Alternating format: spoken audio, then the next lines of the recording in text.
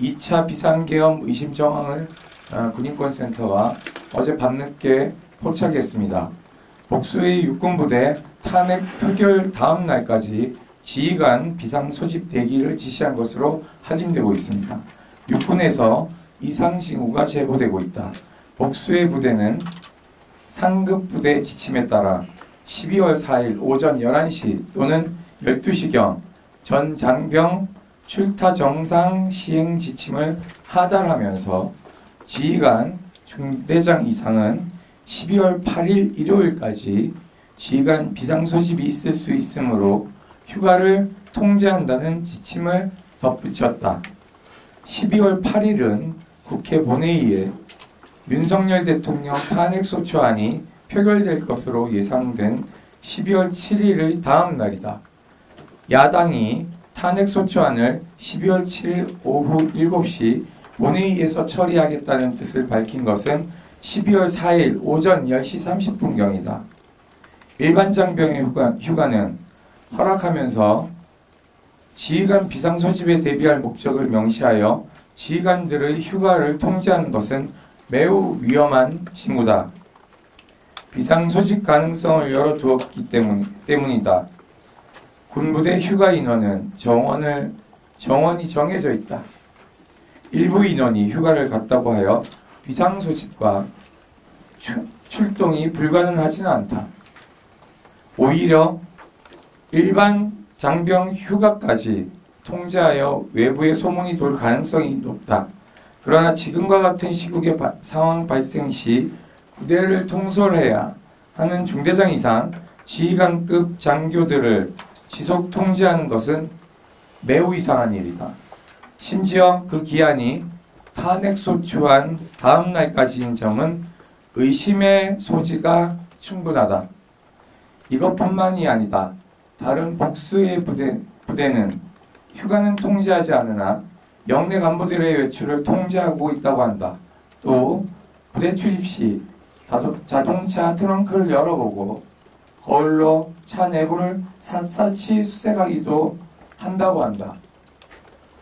평소 하지 않았는데 비상계엄 후 지금까지 유지되고 있는 조치라고 한다.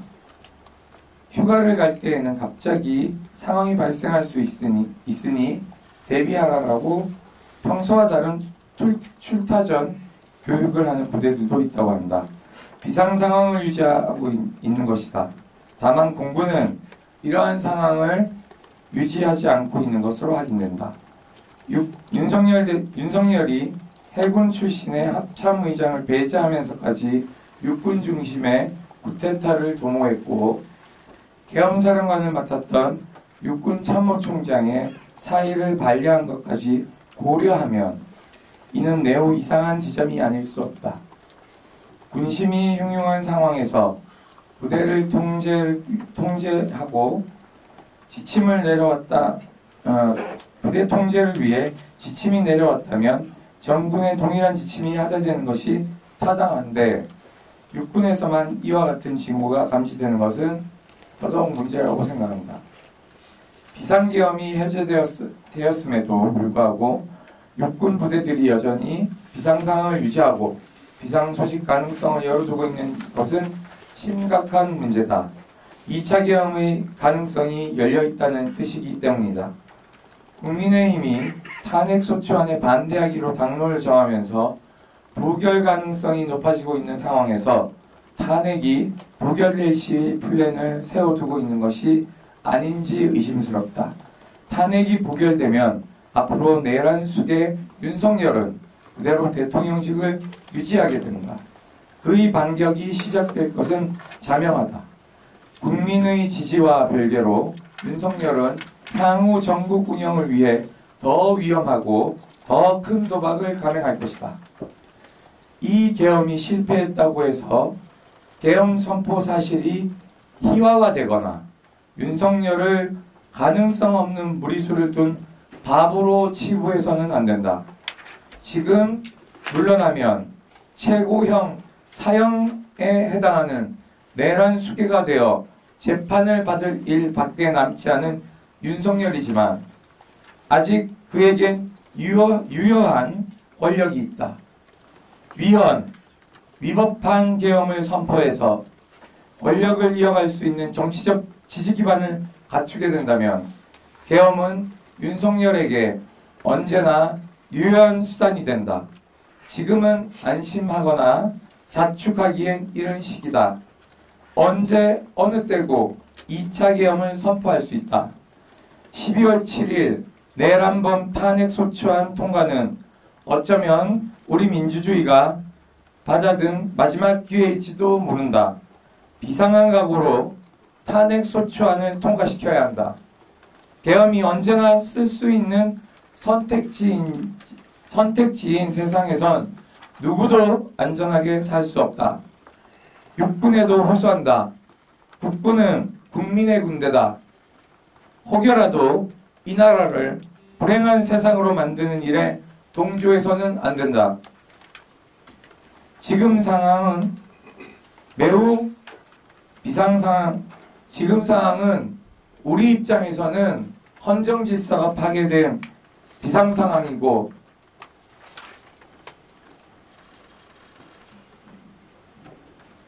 윤석열 입장에서는 감옥을 가야 하는 비상상황이다. 육군은 정치 상황에 대비를 즉각 중단하고 본연의 임무에 충실하라. 국회 역시 관련한 실태를 엄중히 파악하고 만일의 사태에 대비해야 한다.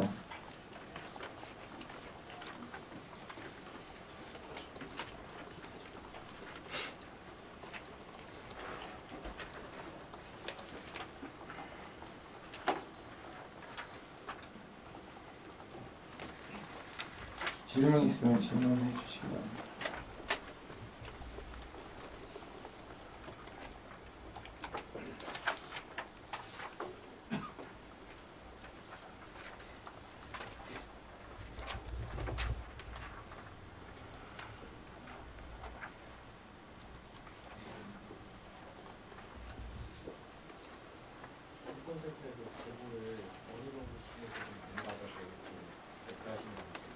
말씀 육군 부대 간부들의 제보들이었습니다.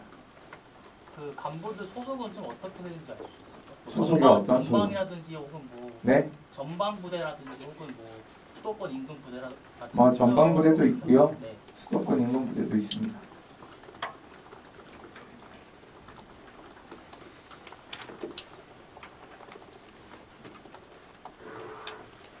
이거는 국회에 들어갔던 부대도 포함돼요. 그건 당연히 포함되죠. 이번에 들어온 부대는 언론에 나왔지만 공수부대 중에서 707 특임단이 들어왔고요. 그리고 수도방위사령부 군사경찰 특임대가 체포조로 들어왔죠. 그리고 여러분 뭐 도로가에 보셨겠지만 그 경찰 오토바이처럼 생긴 군사경찰 오토바이도 다 칸보이 할 수 있게끔 다 출동해 있었습니다. 굉장히 여러 대가 있었고 그들이 대부분 하는 일은 빠른 속도로 그 호송 차량을 그 교통 방해를 받지 않고 칸보이에서 수방사 수감 시설이나 이런 곳으로 정치인들을 체포해서 가기 위한 현장 출동으로 보여집니다.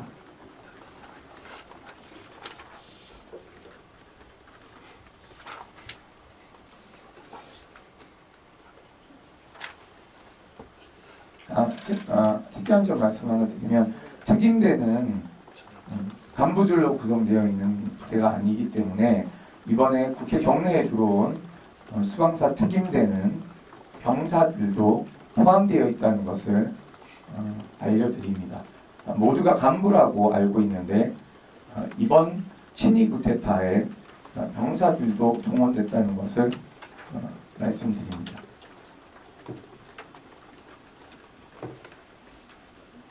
아울러 많은 분들이 좀 혼돈하는데요. 각 언론사, 방송사, 특히 방송사에 출연한 소위 전문가라고 하는 사람들이 이러한 친위 쿠데타에 대한 개념이 없다 보니 기존에 일어났던 군사반란 쿠데타하고 그대로 적용해서 말해서 국민들에게 혼선을 주고 있습니다. 이들은 대부분 군사 전문가들로서 의도적 혼선을 주고 있다고 저는 판단하고 있습니다. 각 방송사에서는 그러한 개념 없는 군사 전문가들은 패널로 앉히지 않을 것을 권고드립니다. 통상의 쿠데타는 권력을 찬탈하기 위해서 행해지는 쿠데타입니다. 하지만 이번 쿠데타는 친위 쿠데타입니다. 즉 권력을 쥔 사람이 정치적 반대 세력을 제거하기 위한 테러에 가까운 군사 반란이기 때문에 한국에서 일어난 전형적인 기존의 쿠데타하고는 전혀 다르다라는 것을 인지하셔야 됩니다.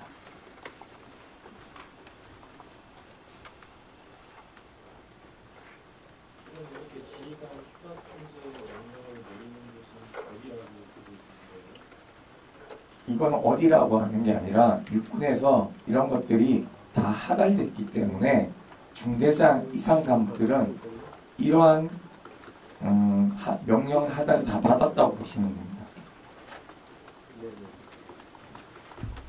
육군에 문의하시면 그런 지시에 하달한 적 없다고 답변할 수 있습니다. 왜냐하면 이게 지금 육군에서 일괄 통제하여서 전부대에 이러한 지침이 공식 하달된 것은 아니고 공식 하달된 지침에 일부 부대에서 비상 소집을 대비하여서 이 비상 대기하라는 부분이 붙어가지고 추가로 하달이 됩니다. 보통 하달이 되면 육군 부대에서 간부들 개별에게 다 뿌리는 게 아니고 부대 개선을 따라 가지고 위에서부터 아래로 계속 그 윗부대에서 아랫부대로 내려가게 됩니다. 근데 이제 최종적으로 이 그 지침을 하달받은 실제 간부들이 제보를 한 것이기 때문에 어느 개선에서 어떤 식으로 이 부분이 추가됐는지는 확인이 필요할 수 있겠으나 복수의 부대에서 이러한 그 중대장급 이상 지휘관들의 출타를 제한하고 비상소집에 대비해야 할 수 있다라는 지침이 이렇게 따라 붙어가지고 내려온 사실들이 확인이 되고 있습니다.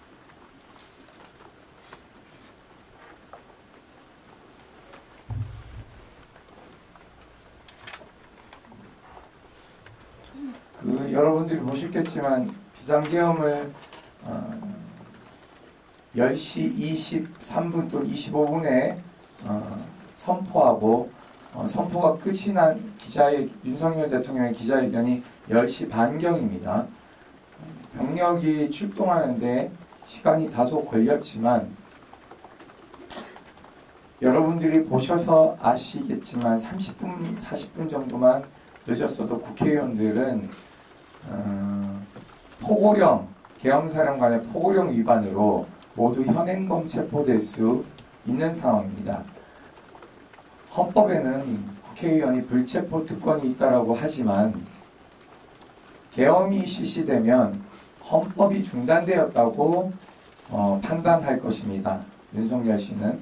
그렇게 되면 계엄사령관의 포고령이 포괄적으로 적용되기 때문에 군사법원은 민간법원의 판사들을 다 차출할 수 있고 지금 오늘 그 여인영의 행적에 대해서 어제부터 얘기되는데 방첩사령관이 합동수사본부장이 됩니다. 즉 전두환의 역할을 하는 것이죠. 합수본부장은 경찰, 검찰, 국정원을 통할 관리합니다. 즉 계엄 사령부 밑에 있는 합수본부가 경찰청장과 대검 검찰총장을 위시해서 국정원장까지 모두 포괄해서 지휘할 수 있습니다. 그렇기 때문에 어제 국회 행안위에서 조지호 경찰청장에게 질의했을 때 계엄사령관이 제 기억이 맞다면 국방부 장관의 핸드폰으로 조지호 장관에게 전화해서 경찰병력 투입을 요청하고 이런 행위들이 지금 드러나지 않았습니까? 그렇기 때문에 계엄사령관이 그런 행위를 하는 건 자기 밑에 합수본부장이 있고 합수본부장이 모든 그 경찰, 검찰, 국정원을 관리하는 수장이기 때문에 그러한 행위를 할 수 있는 것입니다. 통상적인 상황에서는 그런 행위를 할 수가 없는 것이죠. 아울러 조지호 경찰청장도 이 말을 듣고 일부 의료 비상령을 서울경찰청장과 잠시 발령했다가 해제한 것도 내란 공범에 속합니다. 이것은 명백한 법 해석으로 보셔도 됩니다. 그리고 국회 경내에 출동해서 국회의원을 체포하려고 물리력을 행사한 공수부대 요원들과 일공수부대 요원들이 만약에 들어갔다면 이들도 처벌 대상이고요. 아울러 특임대도 마찬가지로 그 형법상 내란죄 종범이 되는 것입니다. 단순 가담자도 5년 징역형에 이한지 제가 봐야 되겠지만 5년 이하의 징역형에 처하도록 되어 있기 때문에 이들에 대한 단순한 동조나 돌아가면서 인사했다는 것이 지금 미담처럼 이렇게 막 회자되고 있는데요. 이런 것이 매우 저는 위험한 징조라고 생각하고 있습니다. 왜냐하면 국회에 200여 명 정도를 투입하고 국회를 마비시킬 수 있다는 것을 윤석열 대통령은 실험을 한번 한 것입니다. 그리고 시민들이 약 1000여 명 정도밖에 모이지 않았기 때문에 경찰 병력만 장악한다면 시위대를 해산시키고 예정대로 국회의원을 또 체포할 수 있다는 것을 우리는 간과해서는 안 된다고 생각합니다.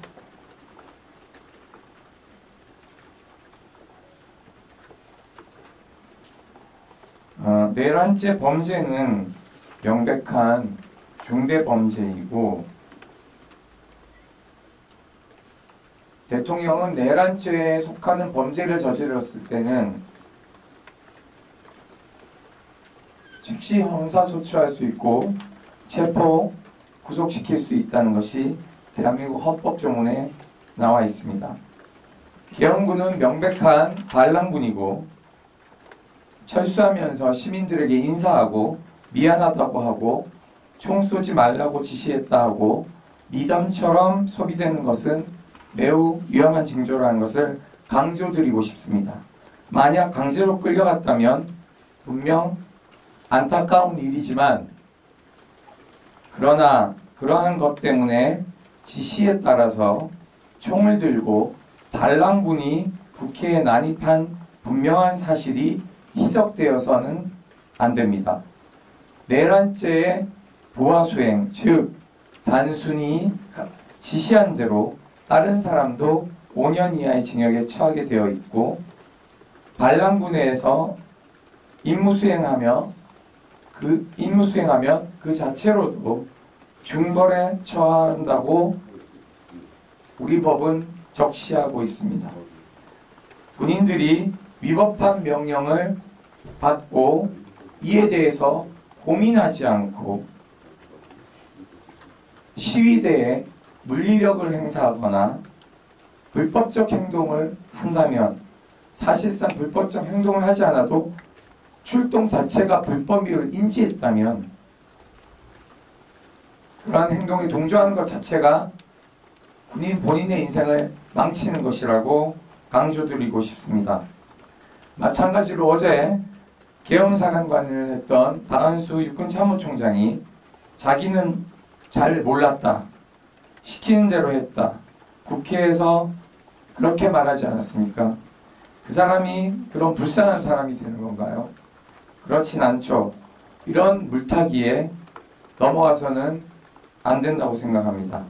시키는 대로 했건 억지로 했건 어쩔 수 없이 했건 뭐든 간에 이런 식으로 200여 명의 군대만 동원하고 준비만 좀 더 잘한다면 대한민국을 전복시켜버릴 수 있는 것이 증명된 것이 사실입니다. 이걸 엄중하게 생각해야 하고 다시 한번 계엄을 할 수 있다는 것은 강조드리고 싶습니다. 육군참모총장을 사의를 반려한 것은 2차 계엄을 저는 할 수 있다는 매우 위험한 징조라고 생각하고 있습니다. 육군참모총장이 본인이 도착했을 때 계엄 포고문이 작성되어 있었고 사인만 하면 된다라고 이야기해서 본인이 내란 범죄 수계 공범에서 제외되는 것은 아닙니다. 계엄사령관은 계엄법에 따라 모든 입법사법 행정부의 기능을 거머쥘 수 있는 무소불위의 권력을 가진 자입니다. 계엄사령관이 포고령을 내려 언론, 출판, 집회, 결사, 종교 이러한 행위들을 집회를 하지 못하게 하고 특히 의사를 복귀하지 않으면 처단한다고 하는 말도 안 되는 비상식적을 넘어서는 인간의 존엄을 파괴하는 말을 서슴없이 한 자입니다.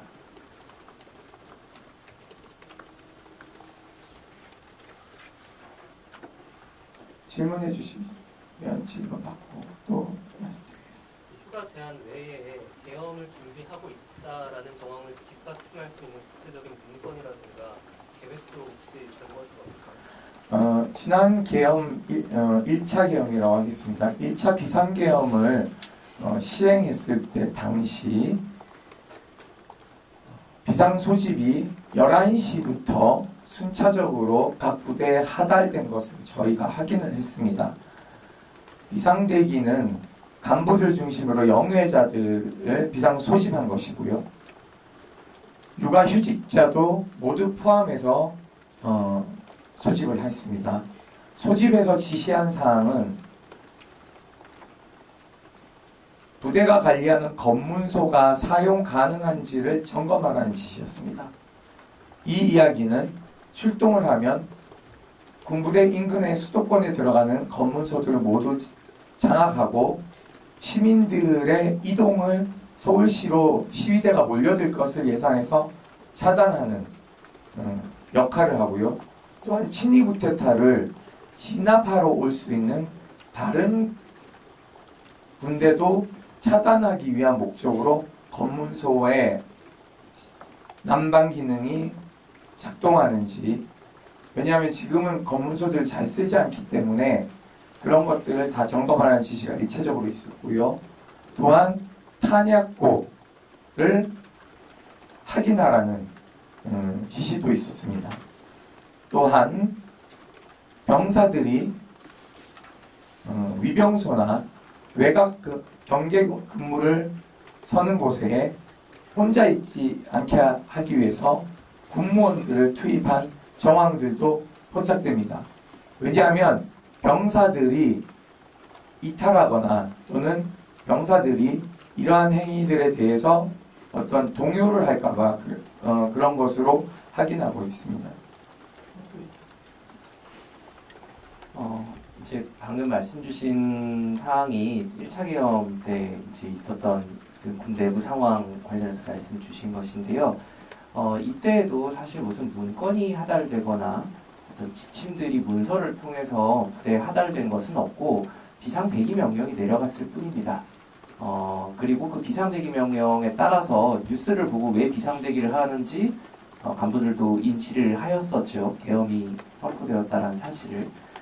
그렇기 때문에 간부들을 비상대기로 이렇게 비상대기 가능성이 있기 때문에 부대 안에 있으라고 휴가를 묶어놓는 것은 위험징후라고 해석이 될 수밖에 없습니다. 뭐 별도의 문건을 내려서 계엄을 준비하라던가 이런 것을 하지 않겠죠. 왜냐하면 1차 계엄 때도 그렇게 하지 않지 않았습니까? 소문이 나거나 퍼질 수 있기 때문이죠. 지금 합참에서 정해놓은 작전 태세는 가장 낮은 등급인 C급입니다. 합참에서 예를 들어서 뭐 B급이나 뭐 이렇게 지금 작전 태세 자체를 격상시켜 놓은 상황이면은 중대장급 이상 지휘관들의 휴가를 제한하는 것이 변명이 될 수 있습니다. 그렇지만 지금 작전 태세가 평시 상태로 내려가 있는 상황인데 육군 일부 부대에서 왜 중대장급 이상 지휘관들이 휴가를 통제해야 되는가에 대해서는 해명을 하기 어려울 것입니다. 이러한 부분들이 굉장히 이상한 상황이라는 것들을 뒷받침해주는 부분이 있다고 생각을 합니다. 마찬가지로 해군이나 공군 같은 경우는 지금 아무런 조치도 취하지 않고 있습니다. 해군은 간부들 사적 국외 여행도 허가해주고 있다고 합니다. 육군과 굉장히 대비되는 모습이죠. 전체적으로 군의 대비 태세라는 것은 육군은 올라가고 해공군은 내려가고 이런 경우는 없습니다. 국가안보의 위기 상황이 있으면 합참에서 전군의 위기 상황을 격상시키는 것이죠. 근데 육군 일부 부대에서만 이렇게 지휘관들의 출타를 통제하고 있다는 것은 그만큼 지난 그 계엄에 동원이 되었던 육군의 이상한 상황, 이상한 기류가 흐르고 있다는 것이고 이러한 제보들을 하고 있는 간부들이나 뭐 이런 분들이 다 하시는 말은 부대 내 상황이 굉장히 이상하다, 평소 같지 않다, 계엄이 해제되었고 상황도 다 해제되었다고 하는데 뭔가 부대가 굉장히 좀 엄중한 분위기 속에서 흘러가고 있다, 이런 이야기들도 상당히 많이 전해져 오고 있습니다. 중대장들을 대기시키는 것은 병력을 쉽게 출동시키기 위한 목적이라고 저희는 판단하고 있고요. 합참이 군령권을 가지고 있습니다.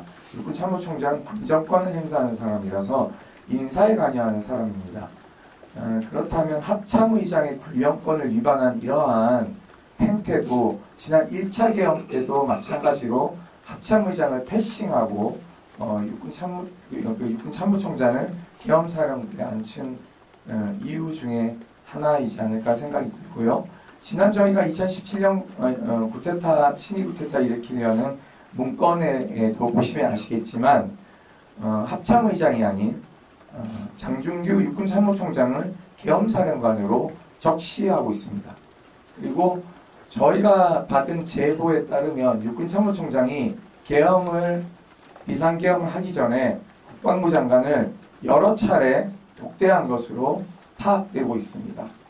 그래서 국방부에 있는 모든 사람들이 왜 저렇게 장관님은 육군 참모총장님을 자주 독대하실까라는 의심의 눈으로 바라봤다는 제보도 있습니다.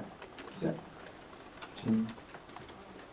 아까 1차 계엄 때 내려왔던 그런 뭐 검문소 점검이나 이런 것들과 이제 육군 간부들의 진술을 통해서 육군 간부대 진술이 아니고요. 저희는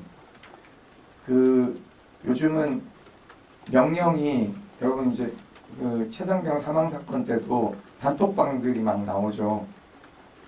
이제 그런 것들을 저희가 확인하고 얘기하는 겁니다. 문자 같은 걸로 남아있는 기록들. 네, 예. 왜냐하면 빨리 전파해야 되기 때문에 비상 소식도 여러 루트로 합니다. 예를 들면 전화를 자동으로 돌리는 것도 있어요. 저희 마포구 기자분들이 있으면 저희가 음성으로 군인권센터 기자회견이 며칠 몇 시에 있습니다 라는 것을 음성으로 입력시켜서 이 기자분이 받을 때까지 자동으로 전화가 연결되는 시스템이 있는데 군대도 그런 시스템이 하나 있고요. 비상소집이라는 것. 두 번째는 비상소집망에 따라서 요즘은 카톡이나 텔레그램을 많이 사용한다고 합니다. 그래서 그런 것들이 하달되는 것들을 저희한테 제보하는 것입니다. 그냥 카더라 통신이 아닙니다. 예.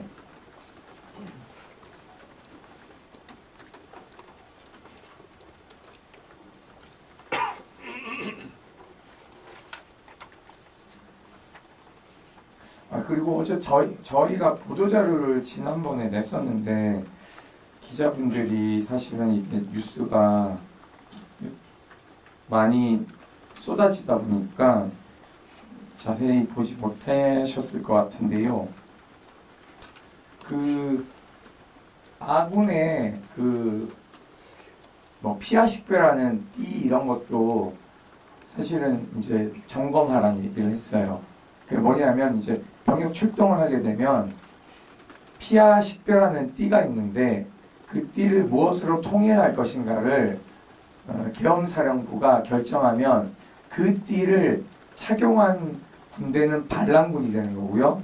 그 띠를 착용하지 않거나 다른 띠를 착용하고 있으면 반란군을 진압하는 군이 되는 겁니다. 이해되시겠죠? 그러면은 아군끼리의 교전이 발생하는 굉장히 위험한 사태가 발생할 수 있는 것까지 감안해서 그러한 지시들이 부대에 내려진 것으로 저희는 확인을 했습니다. 계엄 당시에 계엄사령관이 그런 일을 그거는 알 수 없지만 그 준비를 한 것은 사실이니까요.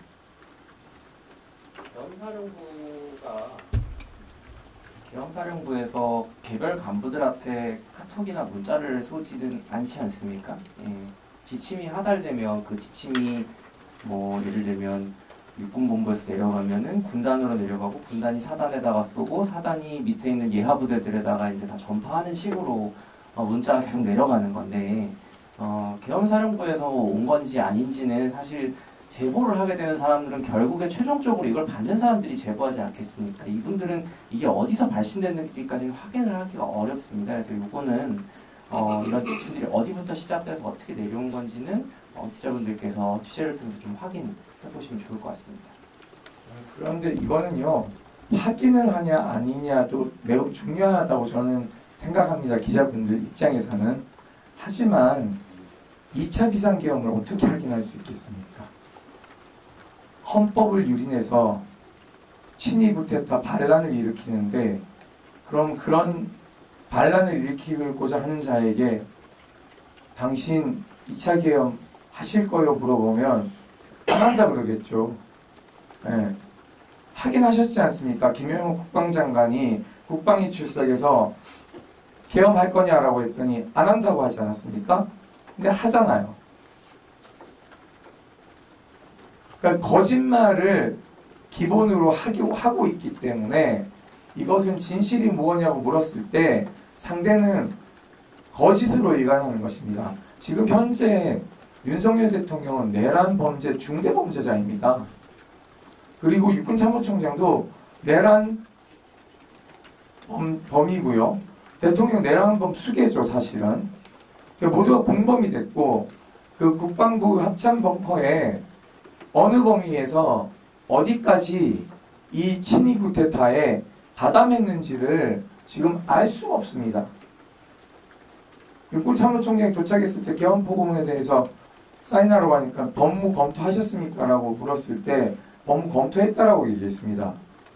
그러면 상황은 여러 가지죠. 법무 검토 안 했으면서 했다. 법무 검토를 했다면 누가 했냐? 할 사람은 2명이다. 국방부 법무관리관 유재현 씨는 이제 퇴임하셨습니다. 홍창식 전 국방부 고등군사법원장 원스타 준장입니다. 과거에 예비역. 또 다른 한 명 여러분 잘 아시겠지만 박정훈 대령을 집단학명 수괴죄로 내몰았던 국방부 검찰단장 김동혁 육사 출신의 원스타입니다.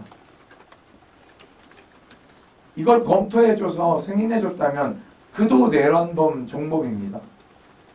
또 그들이 그 벙커에 있었는지, 그 벙커에서 이 비상계엄에 찬동했는지 반대했는지 이런 것들도 샅샅이 수사해야 되는 상황인데 지금 현재 살아있는 권력을 검찰총장이 수사를 한다고요? 그걸 믿으세요?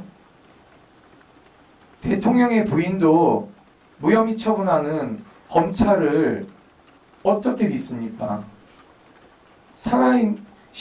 진짜로 실행해서 즉시 쿠데타범을 처벌한 사례는 없습니다. 심지어 검찰은 성공한 쿠데타는 처벌할 수 없다라는 이야기까지 하다가 YS한테 된소리를 맞았죠.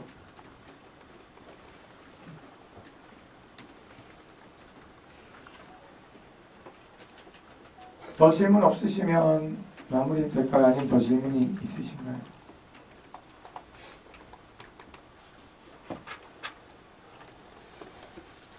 그리고 계엄에 대한 건 그 윤석열 씨의 마음이기 때문에 제가 어떻게 할 수 없는 거지만 탄핵이 부결됐을 시 2차 계엄이 비상계엄을 할 수 있는 시기는 7일 토요일에서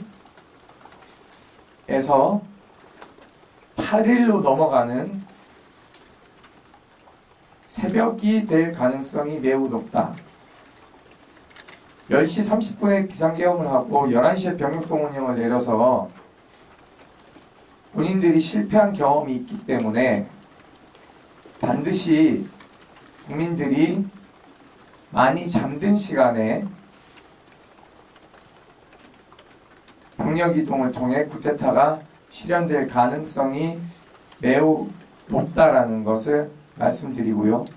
이때 첫째 타겟은 국회입니다. 또다시 비상계엄을 해제할 수 있는 요소를 우선적으로 제거하는 것이 목표라고 저는 생각하고 그 목표를 보시지 않았습니까? 헬기 24대를 띄워서 순식간에 도착하는 것을요. 두 번째 타겟은 여러분 보셨겠지만 뉴스공장 같은 곳을 이제 또 장악하고 유튜브도 못하게끔 이제 하는 기능을 마비시킬 가능성이 높습니다. 왜 언론을 가지 않았을까요? 언론사에 들어가게 되면 너무 큰 여론의 비난을 받을 수 있기 때문에 KBS 같은 경우에는 군용 지휘 차량이 대기를 하고 있었던 것이죠. 상황에 따라서는 KBS가 우선적으로 계엄 방송을 해야 되기 때문에 접수할 가능성이 매우 높다. 군합발이 언론사에 들여지는 것이 지금 2024년 12월 우리의 슬픈 현실이 되지 않도록 기자 여러분들께서도 언론사에서도 이 문제에 대해서 긴장을 늦추지 않아 주셨으면 하는 바람입니다.